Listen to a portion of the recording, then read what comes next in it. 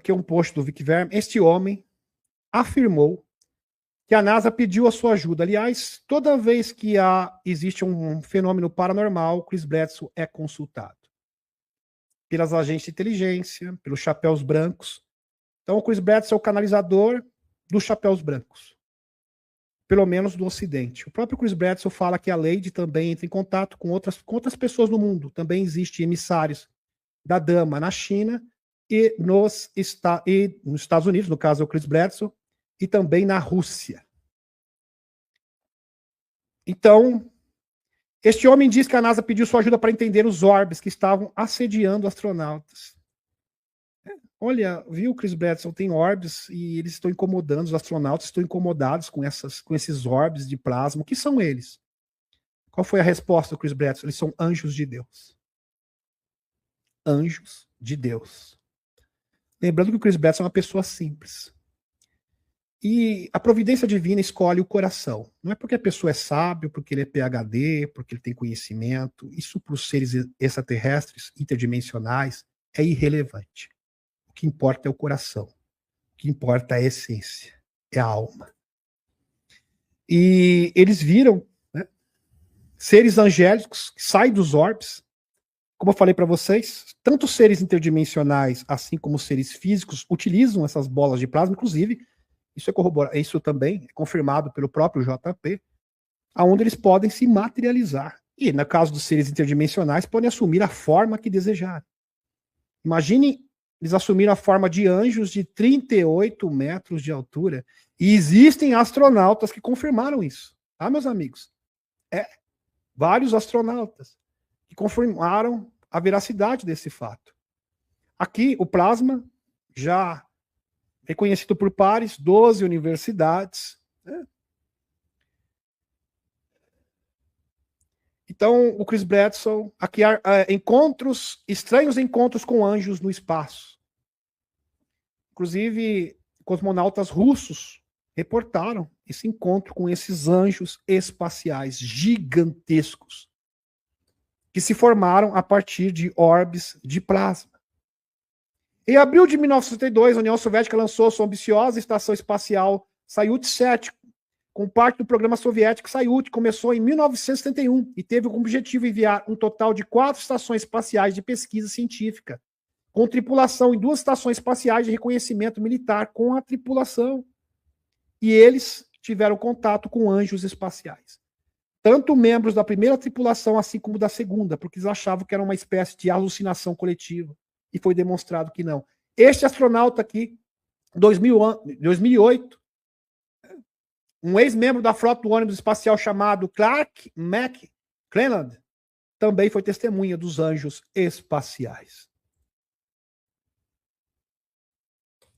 O extraterrestre estava de pé na seção do cargo do ônibus espacial, conversando com 2 astronautas da NASA. Eu também observei nos meus monitores, testemunho isso aqui, a nave espacial do extraterrestre, como estava com uma órbita estabilizada e segurava na parte traseira um motor principal do ônibus espacial. Eu observei esse incidente por cerca de 1 minuto e 7 segundos, o tempo suficiente para memorizar tudo que estava observando. Meus amigos, é só se recordar. O Loirão liberou 8 horas de imagens na Estação Espacial Internacional, próximo ao ônibus espacial. Milhares e milhares de orbes de plasma perto, na estação geoestacionária aqui, onde circulam os satélites. Na verdade, esses orbes é uma forma de transitar seres divinos, cercados de anjos. E isto foi confirmado por vários cosmonautas. É claro que nem todo ser plasmoide é um ser interdimensional, bom frisar aqui, mas grande parte deles são. Tanto é que toda vez que a Dama se manifesta, é precedida por uma aparição de orbes. O mesmo acontece com os nórdicos, no qual JP, George Pablo, tem contato. Isso é um padrão. É um padrão. Realmente maravilhoso. Por essa razão, os seres das sombras, até mesmo os pseudo-espiritualistas, rejeitam protocolos de contato. Verdade. pois esses seres têm o poder de transmutar o mundo e ativar os filamentos do DNA adormecidos. Mas a providência divina é tão maravilhosa que vai dar esse empurrão agora, em abril, através do 3 Atlas, que é um microcosmos. Um ex-funcionário sênior da NASA, Hal Panner, confirmou diretamente à família de Chris que todos os astronautas viram fenômenos anômalos do espaço. Todos os astronautas. Por isso que chamaram o Chris Bredson. Chris Bredson, olha, todos os astronautas estão vendo seres gigantes, alguns parecem anjos, e geralmente isso é precedido com a aparição de orbes. Ele falou, isso é providência divina. É um aviso para uma grande mudança global. Eles estão aqui. Estão nos ajudando, estão nos auxiliando. Chris também foi informado que havia estruturas antigas na Lua. O governo usou visualizadores remotos para verificar as previsões de Chris Bredson do que aconteceria entre 2026 e 2027. Qual foi o relatório? Oh, meu Deus, vai acontecer. Talvez por isso John Ramirez e o Ross Contart falam que é sussurrado nos corredores do Congresso, nas agências de inteligência. O Ross Contart, ele mesmo falou, olha, eu conheço vários amigos que ocupam cargos importantes nos Estados Unidos, eles sabem disso. Eles têm consciência disso. Muitos não querem falar o que é, mas sabem que algo grande vai acontecer. Todas as autoridades do mundo. Por isso que o Chris Bredson, ele recebe grandes autoridades na sua residência. Tem algumas que, quando são indagadas sobre isso, eles ficam com vergonha, né? Porque é aquele estigma, né? Chris Bredson, né? Canalizador. Alguns se escondem, outros não confirmam, não. Eu visito o Chris Bredson mesmo.